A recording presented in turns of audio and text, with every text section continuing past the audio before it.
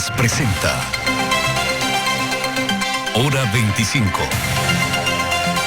con el auspicio de... ¿Qué es Uniandes en muy cortas palabras? Es familia, es calidad, es perfección.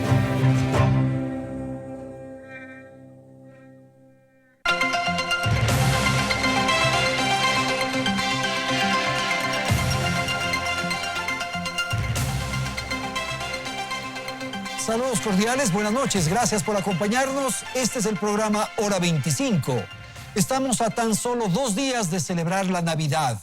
Es la fiesta más universal. Los cristianos conmemoran el nacimiento de Jesús, el Hijo de Dios. El cristianismo plantea valores humanos y misericordiosos. Temas como la bondad, la solidaridad, el amor, la entrega, la paz y el perdón están en cada una de las enseñanzas de esta fe. Las iglesias que pregonan estas creencias son varias y diversas. Como todas las instituciones humanas, atraviesan momentos buenos y también en ocasiones malos. Con oportunidad de la Navidad es bueno detenerse a conversar sobre las tareas pendientes que tenemos frente a las enseñanzas de Jesucristo. Esta fecha mayor del cristianismo también nos obliga a reflexionar sobre el consumismo excesivo, el aparecimiento de expresiones paganas como son el Papá Noel, el árbol de Navidad y otras. Es un buen momento para hablar de Jesucristo y de los significados de los evangelios en los cuales se resume la buena nueva que finalmente es el gran legado de Jesús, cuyo cumpleaños estamos por celebrar. Estos son entonces los temas que tienen que ver con la solidaridad que ya dijimos, con la paz, con la necesidad de entrega entre los seres humanos. Son los temas que vamos a tratar esta noche. Y para ello doy la más cordial bienvenida a nuestros invitados. Está con nosotros el padre Ernesto León Díaz. Él es el superior general de la Congregación de los Oblatos en el Ecuador. También nos acompaña Susana Cordero de Espinosa. Ella es la directora de la Academia Ecuatoriana de la Lengua. Agradezco al arzobispo Crisóstomos Celi, metrópolita de Ecuador y América Latina para la Iglesia Ortodoxa. Y gracias a Horst Meller Freile, escritor y filósofo. Aquí empezamos. Belén, buenas noches. Muy buenas noches, Andrés, amigos televidentes. La Navidad es la celebración más universal. Se afirma que el 35% de los habitantes del planeta festejan el nacimiento de Jesús. Esta festividad fue instituida por la Iglesia en el siglo IV, luego de que durante varios siglos se tratara de definir la verdadera fecha del nacimiento de Jesús, que sigue siendo hasta ahora algo incierto. Finalmente, se fijó el 25 de diciembre como el día en que se celebra la Navidad y desde la Iglesia se generó un significado. La Navidad es tiempo de reflexión, de amor, de solidaridad, de humildad, de emanar precisamente los valores con los que llegó Jesús al mundo. Sin embargo, con el paso de los años, esta fecha se ha fusionado con el comercio, con el consumo, con nuevos personajes como Papá Noel, Santa Claus o San Nicolás. Los renos, los caramelos, las luces. Veamos entonces en el siguiente reportaje cómo se originó la Navidad y los matices que hoy tiene. La Navidad es una de las festividades más importantes del cristianismo, que conmemora el nacimiento de Jesús en Belén. Al menos 174 países de los 201 existentes la celebran. Pese a que aún existen muchas controversias respecto a la fecha de este hecho, finalmente fue en el siglo IV cuando la Iglesia la fijó de forma definitiva. Desde entonces, la Iglesia Católica, la más representativa del mundo, ha profesado que en el tiempo de Navidad, compuesto por 4 domingos, los creyentes deben refugiarse en la oración, la penitencia, el amor, la esperanza y sobre todo la preparación del alma para el advenimiento, es decir, la segunda venida del Salvador. Esta fecha para los católicos, además, se traduce en paz, en solidaridad, en humildad. Y así lo ratificó el Papa Francisco durante su mensaje de Navidad del año pasado. ¿Cuál es el mensaje universal de la Navidad? Nos dice que Dios es Padre bueno y nosotros somos todos hermanos. Questa verità sta alla base della visione cristiana dell'umanità Esta verdad está en la base de la visión cristiana de la humanidad. Sin la fraternidad que Jesucristo nos ha donado, nuestros esfuerzos por un mundo más justo no llegarían muy lejos. Además, es una época para compartir. Esta es una de las características de la Navidad moderna. Y es que hoy por hoy, este es un momento para compartir en familia, que se inicia desde la noche del 24 de diciembre a la espera del nacimiento del niño Jesús. Es así que la celebración religiosa ha tomado nuevos tintes y hoy se mezcla incluso con el consumismo. Esta época del año está relacionada con los enormes e iluminados árboles, los regalos, la ropa nueva, los decorados de las casas y las grandes cenas y fiestas. Y esto ha traspasado la frontera de lo religioso y se ha convertido en una época en donde las compras son las protagonistas. Sin embargo, para muchos es una buena oportunidad para que el comercio cierre el año con grandes ventas, lo que representa dinamización de las economías del mundo. No obstante, el llamado de la Iglesia, no solo católica, sino incluso de otras religiones, es que esta fecha sea la oportunidad para ser solidarios y hacer del mundo un lugar más humano. Bien, vamos entonces a iniciar esta conversación en torno a lo que significa la Navidad, el mensaje de Cristo y la necesidad de un comportamiento solidario, un comportamiento vinculado con los valores que nos dejó el cristianismo. Y voy a dar la palabra al arzobispo Crisóstomos. Usted nos decía, arzobispo, que ustedes no celebran el 25. Así es, ¿Qué Andrés. ocurre ahí? Explíquenos. Bueno, Buenas noches. gracias, buenas noches. Efectivamente, la Iglesia Ortodoxa, que es 300 millones de personas en el mundo, celebran no el 25 de diciembre según el calendario actual, que es un calendario gregoriano.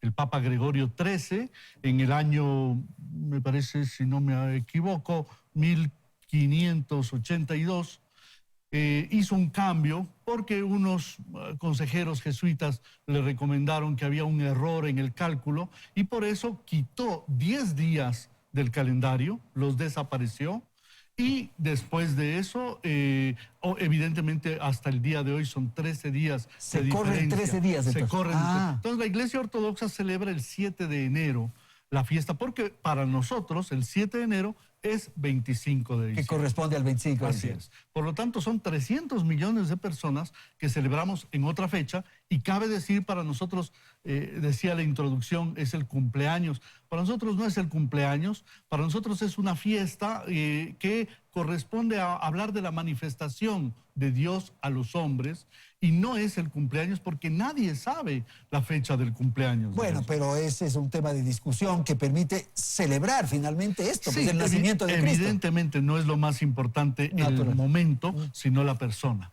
Ok, Jorge, no sé si quieras agregar algo respecto a lo que acabamos de escuchar, incorporando un elemento que es finalmente las diversas miradas, los diversos ojos que hay alrededor de una figura tan estelar como la de Jesucristo. Sí, bueno, como no soy creyente, me he dedicado a pensar y a reflexionar sobre este importante personaje que fue Jesús, realmente admirable, pero en definitiva ser humano. Claro. Y desde mi punto de vista, endiosarlo ha sido un error y que nos desprestigia y nos desvaloriza a nosotros como seres humanos.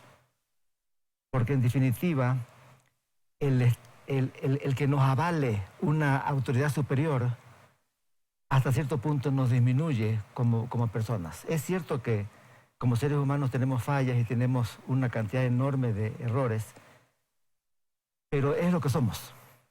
Y no necesitamos, desde mi punto de vista, un aval más allá de lo que humanamente podamos nosotros agregar. Bueno, pero eso es natural, eso es humano, que los seres humanos vamos a crear en el transcurso de la historia a liderazgos, a conducciones, a gobernantes, a autoridades, en fin. Eso es natural, pues. Sí, sí, pero ahí viene el pensamiento crítico. El pensamiento crítico es juzgar, analizar el porqué, no dejarse llevar por el simple rebaño, sino aplicar el pensamiento crítico, que es un pensamiento de averiguar, de curiosear, de estar atrás de la pregunta. Y esa es la preocupación mía. Bueno, pero esa curiosidad te conduce al mismo punto, que A es mí me una conduce admiración a Jesucristo. A una admiración Ya a está. Jesucristo. Sí. con una cantidad de valores y de efectos también, que podemos después analizar, pero con una cantidad de valores que son muy rescatables y que creo que en el transcurso de la conversación van a ir saliendo. Ok, gracias, Jorge. Padre, quisiera escuchar su opinión ahora respecto a lo que han dicho sus compañeros y la figura estelar que hemos dicho de Jesucristo. Claro que sí. Un abrazo para todos. Como Oblato, hijo de Julio María Matoelle, que ustedes como ecuatorianos lo conocen, un hombre insigne, grande, camina a los altares. Los saludo y saludo a todos nuestros amigos que nos ven. Miren, a mí me parece, frente a lo que han dicho, que más allá de la fecha o de distintas consideraciones, me parece que la mirada en torno a Jesús y esa en el pesebre es una invitación absolutamente clara a que todos seamos más humanos. Creo que es una fiesta de mayor humanización y pensaría que este discurso amplio que a veces se predica de que seamos santos y que esa categoría de santidad tal vez la ubiquemos más arriba de las nubes, me parece que es una equivocación. Podemos ser más santos entre más humanos seamos a la manera de Jesús, el Hijo de Dios, que nos enseñó las bienaventuranzas y las obras de misericordia. Jesús fue más humano y más divino cuando sanó a los enfermos, por ejemplo. Fue más humano y más divino cuando perdonó a los pecadores.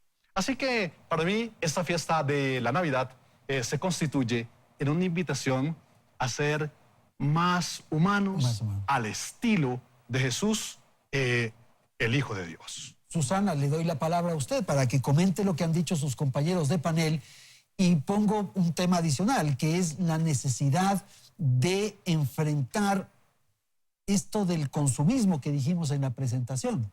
Bueno, hay tanto de lo que se podría Qué hablar lindo. A ver, respecto gracias, de la Susana. Navidad. Pero yo sí quisiera responder al señor Meller, cuya opinión me pareció absolutamente respetable, como la de cualquiera de nosotros.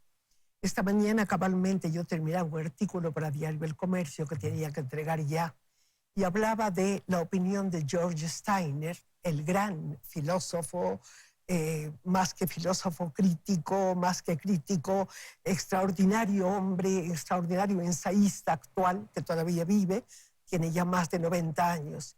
Y él hablaba del insoportable peso de la ausencia de Dios. Y yo comentaba también que también la excesiva presencia de Dios puede ser un peso insoportable. En este sentido, yo creo que el nacimiento sería como la conmemoración del acercamiento de una gran verdad, la verdad de la infancia, la verdad de la bondad, la verdad de la generosidad al mundo. De alguna forma encarnada en Cristo, porque Cristo, creamos o no que fue Dios, fue un hombre bueno. ¿Y por qué quería comentar lo del señor Bueno, Meller? justamente porque él, si no escuché mal, se declara ateo. Así es. Entonces, quería decir que efectivamente todos estamos en pleno derecho de aceptar o no aceptar, pero Steiner se refiere, siendo él un gran ensayista, e inclusive creo que también roza el ateísmo, se refiere al insoportable peso de la ausencia de Dios. Este mundo está, por muchas Navidades que celebremos, por muchas veces que recordemos a Cristo, realmente nuestro mundo no vive cristianamente. No vive cristianamente, ni siquiera muchas veces viven de verdad cristianamente quienes, como en este momento, por ejemplo, representan o pretenden representar a Cristo en la tierra. Es que es muy difícil ser un buen cristiano. Es terriblemente difícil ser coherente con nuestras creencias. Yo diría que prácticamente es imposible y que el verdadero ejemplo en la vida es procurar mantener nuestra actitud siempre de acuerdo con nuestro pensamiento y fundamentalmente quitar de nuestra mente tanto lugar común de digamos, que nos impide. Lugares comunes, literariamente hablando, son esas frases repetitivas que acaban por no decir nada. Son vacías finalmente. No sé si, arzobispo, usted quiere comentar lo que acabamos de escuchar. Esta ausencia de cristianismo finalmente. Sí, efectivamente, Andrés, una de las cosas tristes que estamos viviendo y que creo que es una llamada para todos y que creo que de alguna manera los tres compañeros panelistas han mencionado, es justamente la incoherencia de muchos que se dicen cristianos.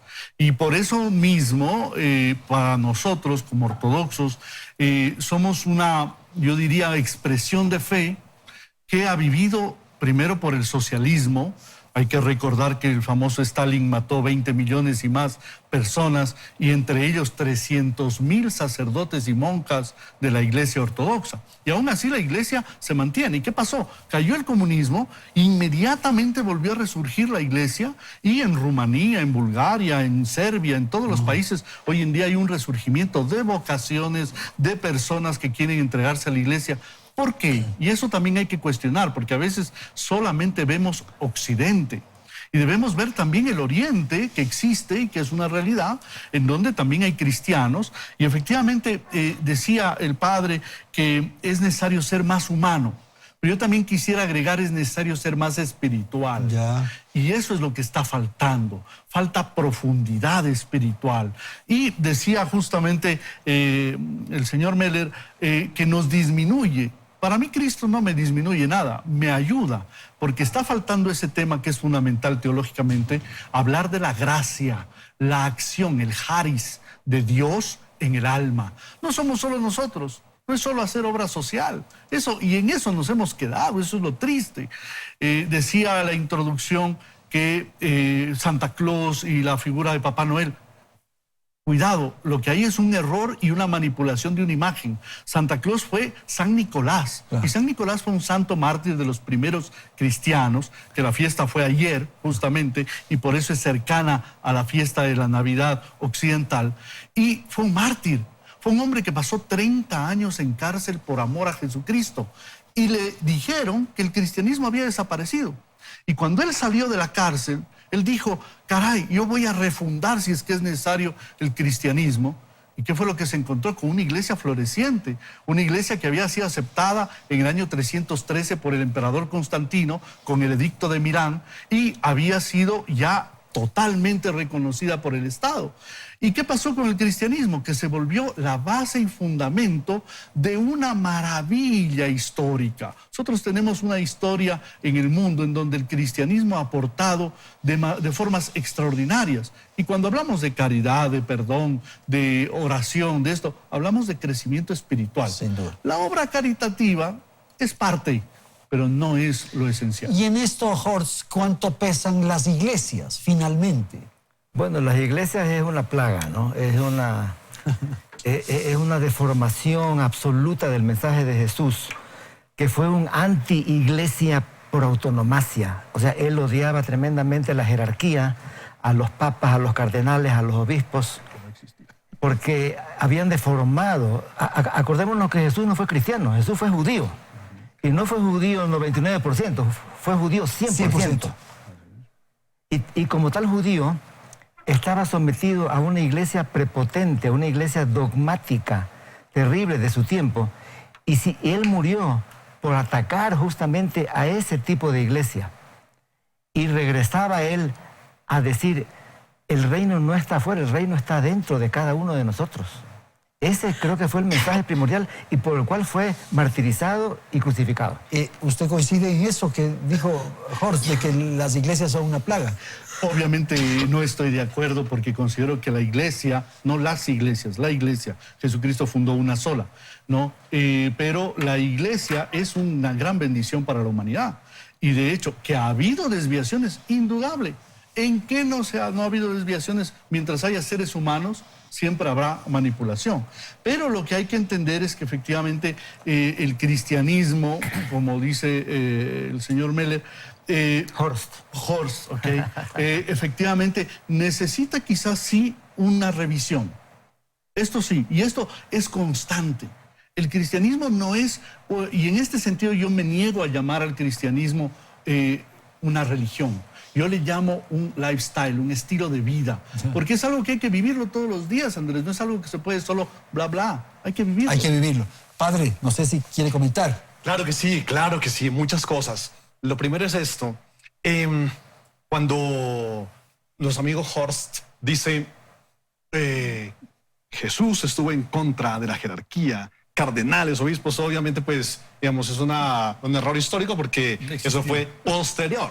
Lo que había alrededor de Jesús eran los 12 apóstoles y los grupos complicados allí que sí ostentaban un poder y que se manifestaban efectivamente como cierta jerarquía. Por ejemplo, los levitas, los publicanos, los recaudadores de impuestos, los escribas, los fariseos, a quienes Jesús les dijo, ustedes son sepulcros blanqueados. Y las cargas que ponen para que los demás lleven sobre sus hombros, ustedes no son capaces ni siquiera de poner frente a esas cargas un dedo para soportarlas. Entonces, Jesús no tuvo a su alrededor este marco después que desarrolla en la iglesia de cardenales, obispos, etc. Primera aclaración. Una segunda cuestión es que cuando decimos Jesús estuvo en contra de la jerarquía, simplemente se me viene a la cabeza un argumento en contra, digamos, porque la familia de por sí ya lleva una jerarquía implícita, ¿sí?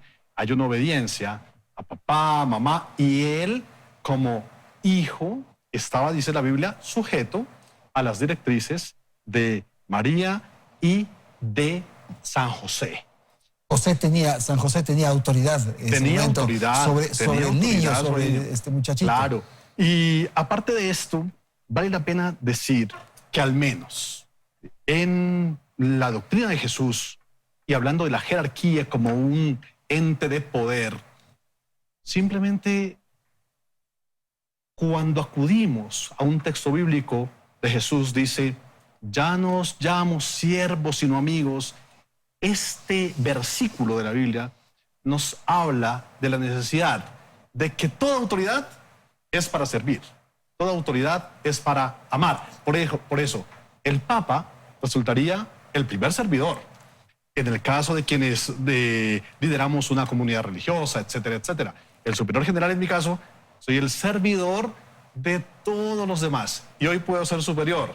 Y mañana puedo ser simplemente conventual y alguien más estará en el poder. Así que el poder para nosotros, para los cristianos, es sinónimo de servicio. Dirán ustedes, eso suena bien en teoría, pero en la práctica es una cosa distinta. Posiblemente sí, pero esa es la lucha. Esa es la lucha. Esa es la lucha del poder, finalmente. Pero le quiero dar la palabra a Susana. A ver, rapidito. Si Jesús viniera hoy día, si Jesús viniera y se para en San Pedro, en la plaza de San Pedro, vomitaría. ¿Por qué? Porque es absolutamente contrario a su prédica, y es absolutamente contrario a su doctrina, y es absolutamente contrario a su manera de ser. Estos edificios, estos poderes materiales son absolutamente contrarios a lo que fue Jesús.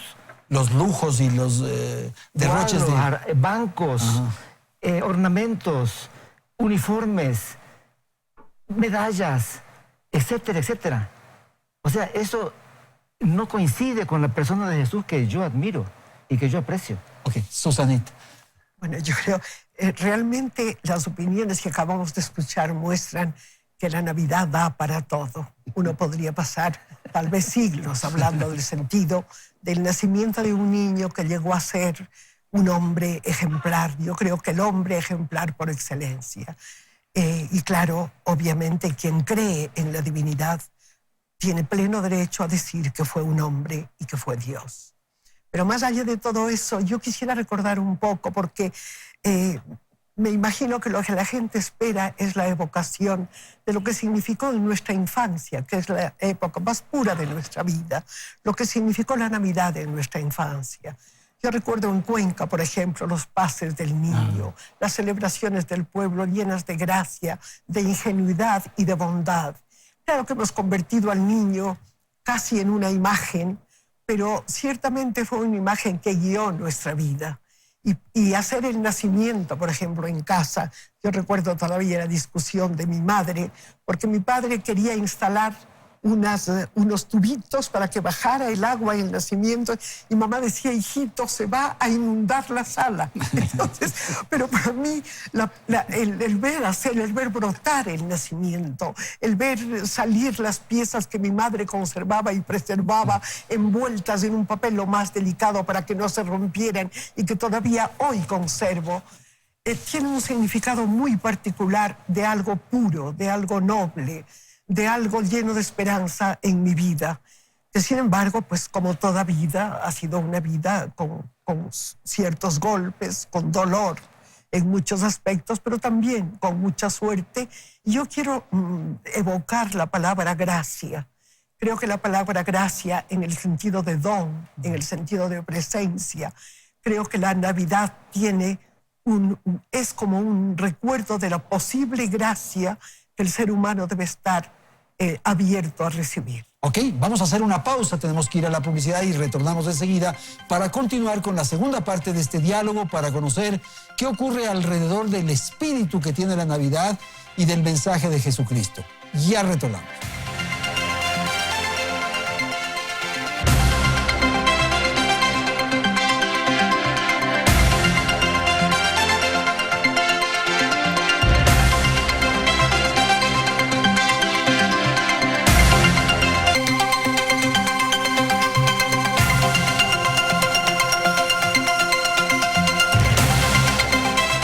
Hay algunos temas que quedaron pendientes del segmento anterior que quisiera retomar y me parece interesante provocar algún nivel de debate sobre esto de las jerarquías, Hortz, y del poder finalmente. Y la iglesia y el mensaje y la fe y tal se convierten en un momento dado en un instrumento de poder. O sea, hay un debate político, hay un afán de poder y eso es inevitable. Pues. Un poder maléfico y real. En los siglos pasados, bueno, fue notorio y público la cantidad de muertes, la cantidad de destrucción, la cantidad de guerras motivadas por conflictos religiosos. Aquí basta ir a la Plaza Grande para notar que al frente de la catedral está la gobernación. O sea, el poder es parte de este trajín religioso que a mí tanto me molesta. Pero yo quería mencionar, Andrés, si me permites, ¿qué significa la Navidad para un ateo? Ya.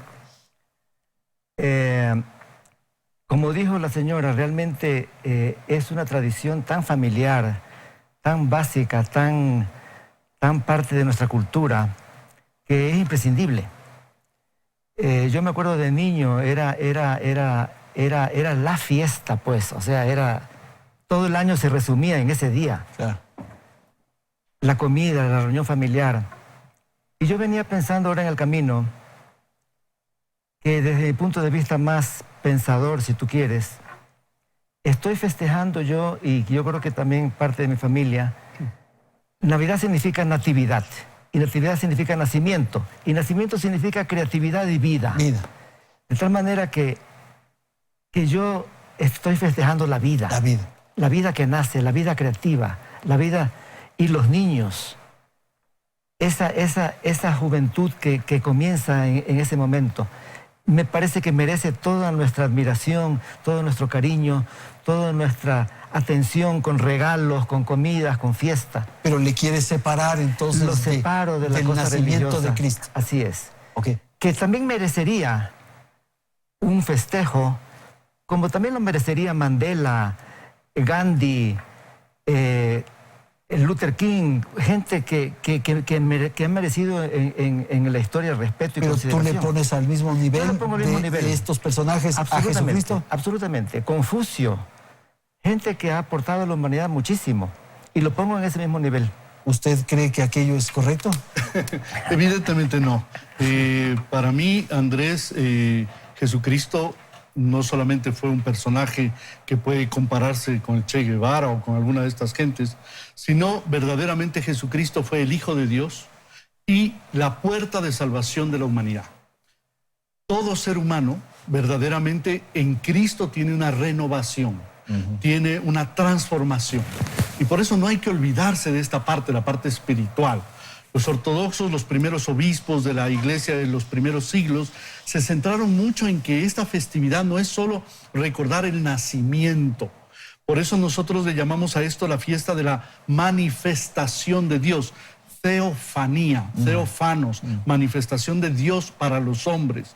Y en ese sentido no es solo el nacimiento, es nacimiento, circuncisión, bautismo del Señor. Para nosotros la fiesta llega hasta el 19 de enero, ¿no? Es una fiesta larga, ¿no? Y en este sentido es no solo una cosa, y en esto quiero ser muy claro, no es solamente el tema de... yo veo ahora que se reparten bolsitas de caramelos, vamos a hacer obrita social en tal pueblo y no sé qué. Eso es cristianismo, pero resultado de una vivencia espiritual. Y esto es lo triste es que hay muchas cosas que se quedan en la apariencia, en la parte secundaria, en la parte de fuera y no en el meollo. Pero también es lo que decía Horst, esta fiesta de la vida. Sí, es decir, puede ser tomado, y ese es el problema es que ha sido tomado como una fiesta, como una cosa chévere, una cosa linda, y donde tristemente llega el consumismo. Y ese consumismo es el que llena el vacío en lugar de elevar a la persona. La persona deberíamos hacer propósitos de cambio, de dejar de mentir, de dejar de ser corruptos, porque la corrupción no es solo a nivel gubernamental, también cuando no se paga a un empleado doméstico o a alguien se está haciendo corrupto. Hay muchas cosas hoy en día que el cristianismo nos invita a cambiar, y el problema es que no se enseña bien el cristianismo y que a veces nos falta entenderlo bien. Susana, no sé si quiere agregar esto. Yo estoy muy de acuerdo. De acuerdo, ¿no es cierto? Muy de acuerdo en muchísimo de lo que él dice, por supuesto. Pero quería llegar a un punto justamente que trataba en el artículo del que les hablé antes, que es, repitiendo lo de Steiner, la ausencia de Dios es un enorme peso. También la presencia de Dios, la presencia excesiva, por ejemplo, en el fanatismo. Yo veo que el cristianismo ha dado mucho menos lugar, por lo menos actualmente, al fanatismo que otro tipo de religiones, por ejemplo, el islamismo.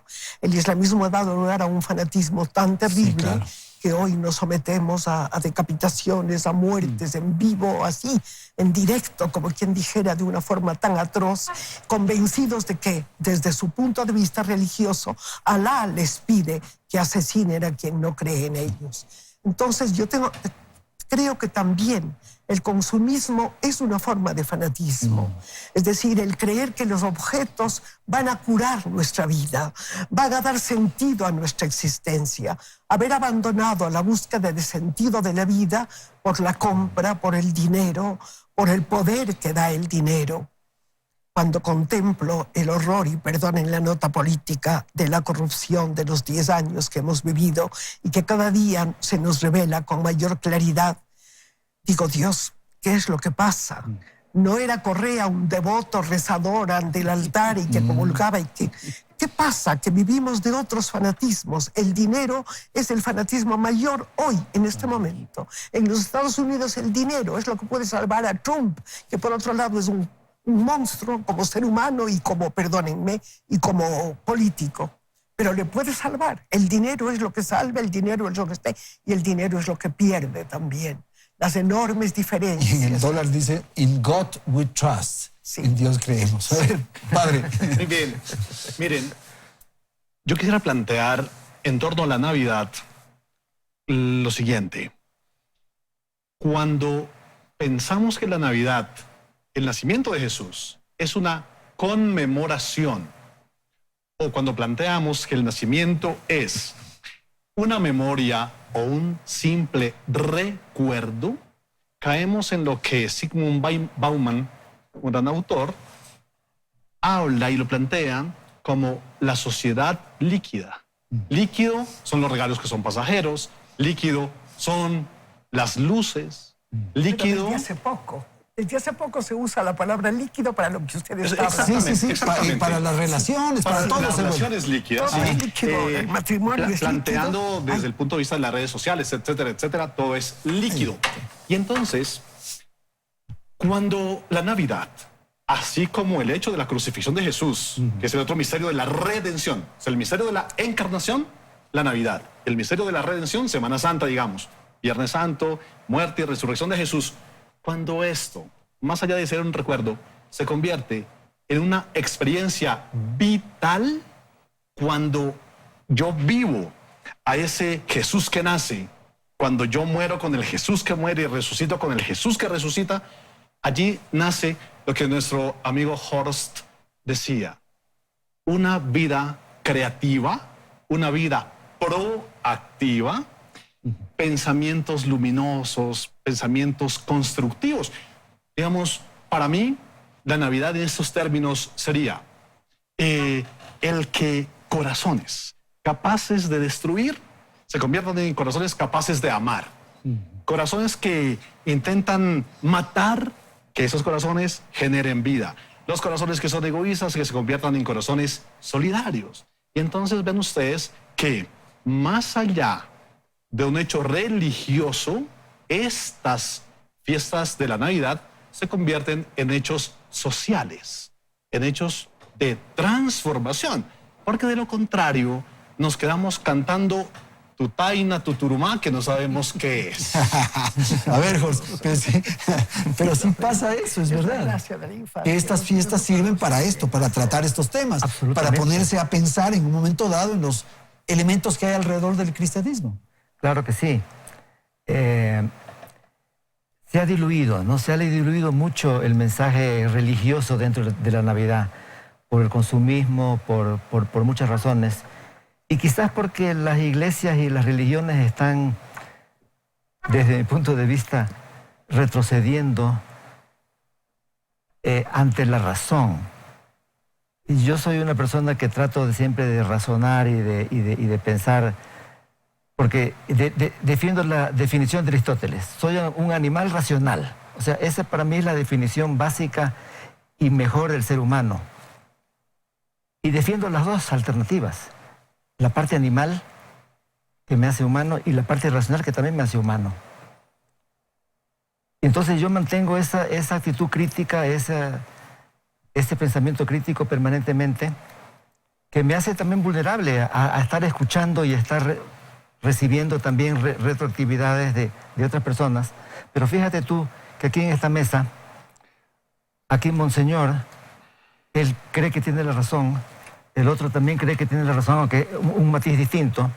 Y seguramente los musulmanes están pensando que nosotros somos los fanáticos, que nosotros somos los terribles. Seguramente están pensando eso. Pero es que yo no quiero que nadie piense que soy terrible. pero eso es natural. Pues si yo tengo mi formación, sí, pero entonces la verdad es relativa. Yo creo que la verdad es relativa, pues. No hay la verdad. No hay la verdad. No hay la verdad. Y lo que me preocupa es... Por eso fue que este libro que yo escribí dice la verdad soy yo, que es una paráfrasis de Jesús que dijo yo soy la verdad. Porque en definitiva la verdad es la de cada uno. Así es. Pero por eso me parece que ahora hay una proliferación de iglesias, porque cada uno quiere tener su iglesia, quiere ser dueño de su iglesia. ¿No le parece eso? Por ahí. ¿Cuál es la idea respecto a esta proliferación de las iglesias? Bueno, evidentemente, vuelvo a repetirte, para nosotros es claro que Jesucristo fundó o dejó una sola iglesia. No dos, no tres, no cuatro. Pero yendo hacia lo que Jorge justamente dice, yo quisiera tomar la base de la cual los cristianos nos basamos, es la Biblia, y dice claramente, Dios no envió a su Hijo al mundo para condenarlo, sino para salvarlo por medio de él. El que cree en él no será condenado, por el contrario, el que no cree en él ya está condenado. Esto dice la Biblia. O sea que Jorge está condenado. A ver, aquí dice, yo no lo estoy condenando, por no haber creído en el único Hijo de Dios. Y el motivo de esta condenación, con esto termino, está en que la luz vino al mundo, pero los hombres prefirieron la oscuridad. Y esta es la realidad de todo ser humano. Nosotros nos rebelamos, Andrés. Es parte de la naturaleza de pecado del ser humano rebelarse, pero también está el poder aceptar. Por eso la voluntad, la libertad del ser humano es tan preciosa, es tan hermosa, y Jesucristo vino para que seamos libres, pero en la verdad. Y en ese sentido puede tener razón efectivamente Jorge, que seres humanos hayan desviado organizaciones. Eso es indudable. pero tampoco en razón de eso vamos a llegar a la anarquía. Porque si vamos por eso, los papás y las mamás, que son la primera jerarquía, como decía el padre, ¿no? Efectivamente son una institución, la familia. Pero ¿cuántos papás no son ejemplo? ¿Y cuántas mamás no son ejemplo? Y en razón de eso entonces vamos a romper. Y claro, aparecen muchachos hoy en día que dicen, yo no me caso, ¿para qué traer hijos al mundo? ¿Para qué esto? Entonces rompemos el ciclo, entonces mejor agarremos una pistola, apaga y vámonos, como dicen en España, ¿no? Es decir, ¿ya para qué?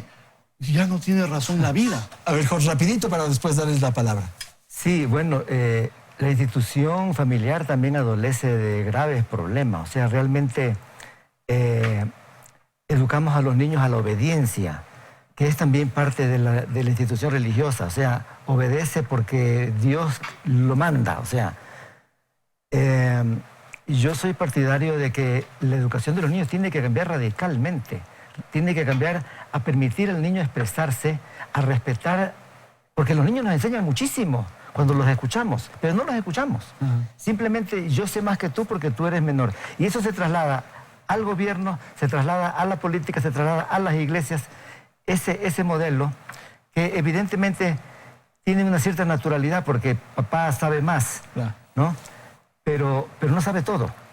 Y también papá puede decir en un momento determinado, no lo sé. No pasa nada si uno dice no sé. Bueno, pero sí pasa algo así, cuando el papá Jorge. dice, sí pasa algo cuando el papá dice, me obedeces porque yo soy tu padre. O sea, ahí sí pasa algo feo. Ok. Padre.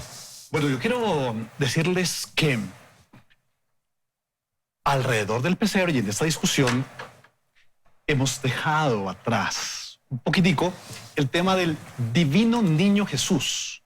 También el tema de la Virgen María de San José. Entonces, rápidamente yo quisiera decirles que el pesebre es la posibilidad de ver a Dios reflejado en las personas.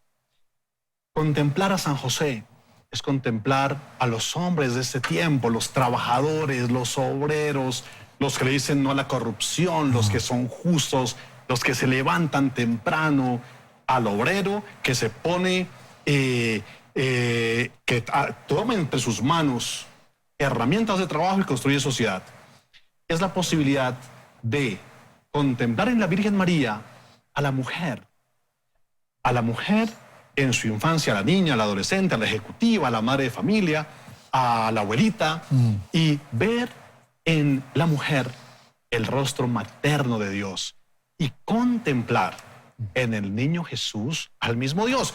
Y si quisiéramos más, pudiéramos hablar del burrito y del buey, etcétera, etcétera, que son manifestaciones claras con una simbología cargada de mucho significado.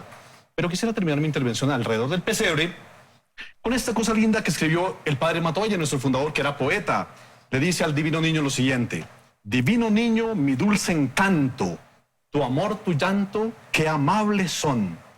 A ti consagro, lleno de gozo, oh niño hermoso, mi corazón. Es la Navidad, entregar el corazón a Dios y ser generadores de vida, de perdón y de solidaridad. Susana, por favor. Bueno, yo quisiera decir en primer lugar que admiro la expresión de los dos sacerdotes porque parece que tuvieran una fe sin fisuras. Yo estoy segura de que no es así, de que están luchando por mantener su fe. Y eso es muy sano, eso es muy humano, eso es muy noble. Y deseo fervientemente que la mantengan siempre. Personalmente, yo no podría decir que yo no tengo fe.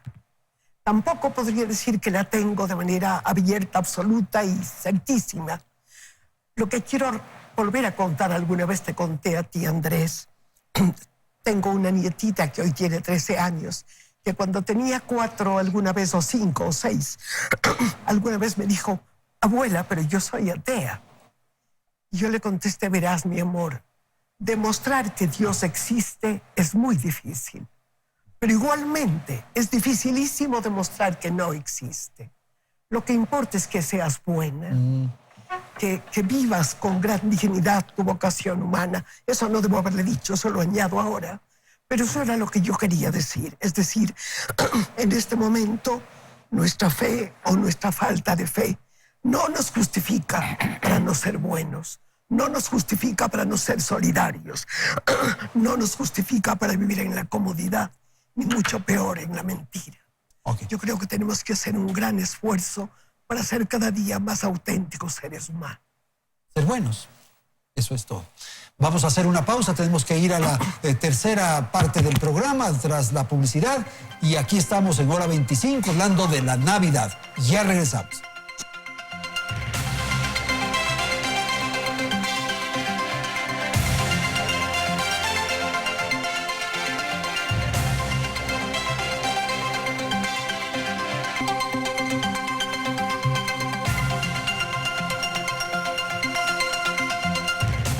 Bien, vamos al segmento final del programa. Casi tenemos espacio, tiempo para una reflexión final y una evaluación de lo que ha ocurrido en el transcurso de este espacio, de este programa.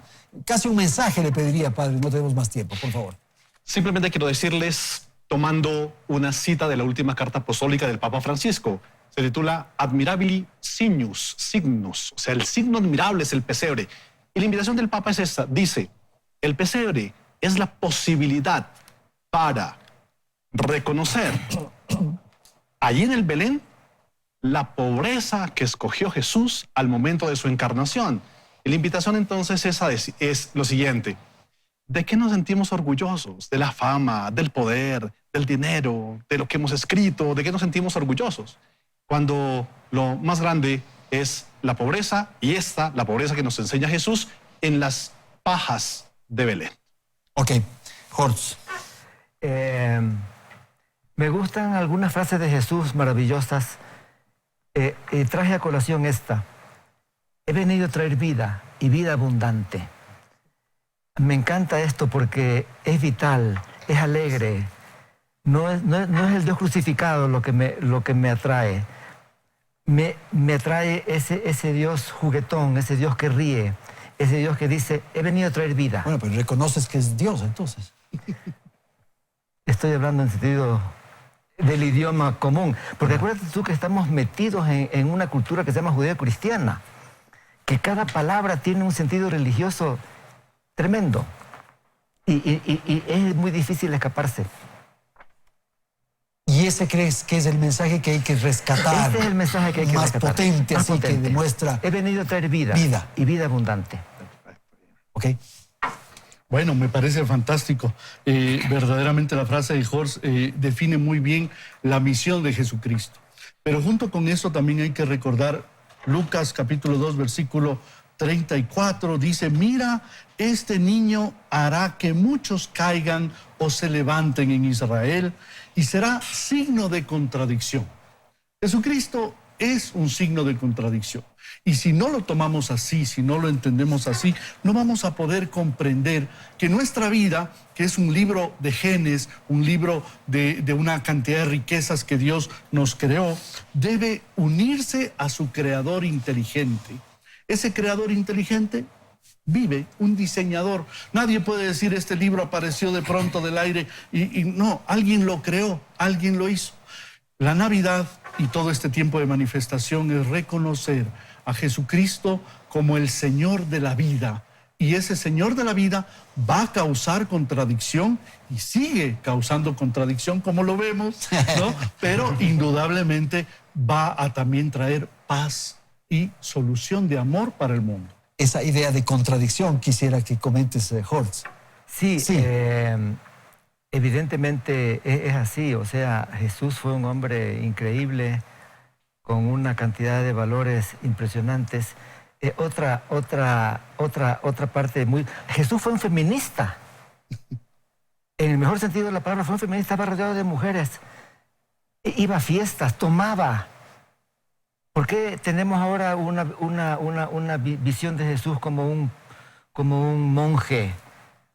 No fue así Jesús. Jesús fue un hombre muy, muy humano, con defectos, entre ellos la impaciencia, entre ellos la rabia, entre ellos, algunos defectos tenía él. Tenía un temperamento duro, reaccionaba duramente. Temperamento duro. ¿Ah, sí? Sí.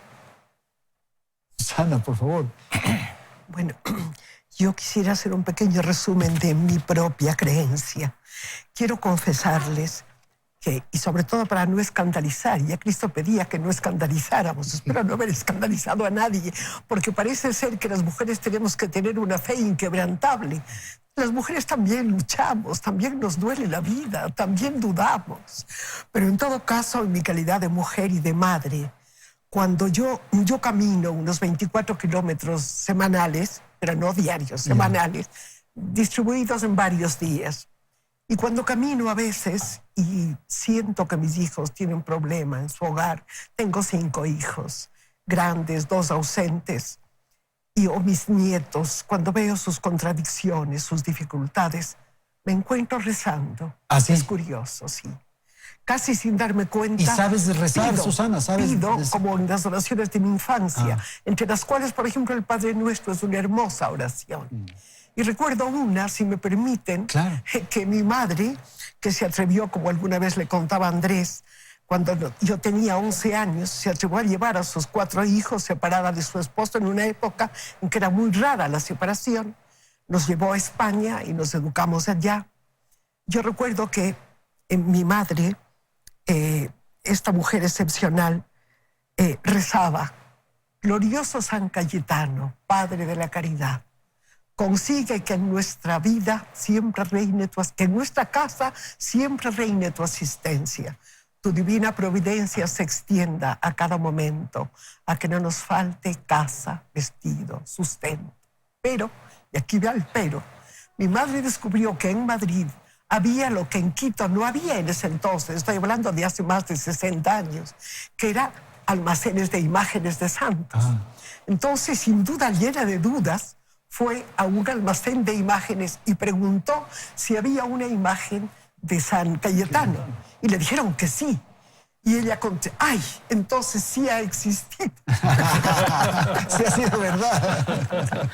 Tan ingenua, tan bella, tan inteligente además. Qué lindo. Pero, y luego, por esos azares de la vida, entre las cosas que yo recibí, muerta mi madre, hubo un baúl que yo no quería abrir, porque yo sabía que contenía los últimos regalos que ella había preparado para Navidad, las pequeñas cosas que ella guardaba con afecto, es decir, sus recuerdos. Y en ese baúl que yo no me atreví a abrir, cuando lo abrí, encontré al San Cayetano. San Cayetano. Oh, yo quería decir por último una pequeña cosa, que aunque yo me demuestre contrario a veces a las creencias de otras personas, pero tengo un profundo respeto por las creencias. Tengo un profundo respeto por las personas que creen N o Z cosas, porque cada uno tiene su derecho a creer o no creer. Y no me atrevería jamás a ser violento con una persona que no comparta mi punto de vista, Pero de ninguna manera. No has tenido ese comportamiento ahora. No. ¿Te quedaste inquieto? Sí, me quedé un Pero poco usted nervioso. comenzó que empezaste con diciendo mucha cosas... indignación su Un par de conversación. cosas fuertes y dijiste al principio, pues, hermano. Que la iglesia es una plaga, dijiste. Así. Y sigo pensando. Okay. Feliz Navidad, padre, Susanita, feliz Navidad. Gracias. Monseñor, felicidades y Jorge. Muchísimas gracias. Que tengan unas lindas Navidades y queremos también agradecer a la audiencia que nos ha seguido en el transcurso de este año, desearles unas lindas Navidades, unas muy buenas fiestas y nos vemos el próximo año, el 2020. Felicidades, Ecuador.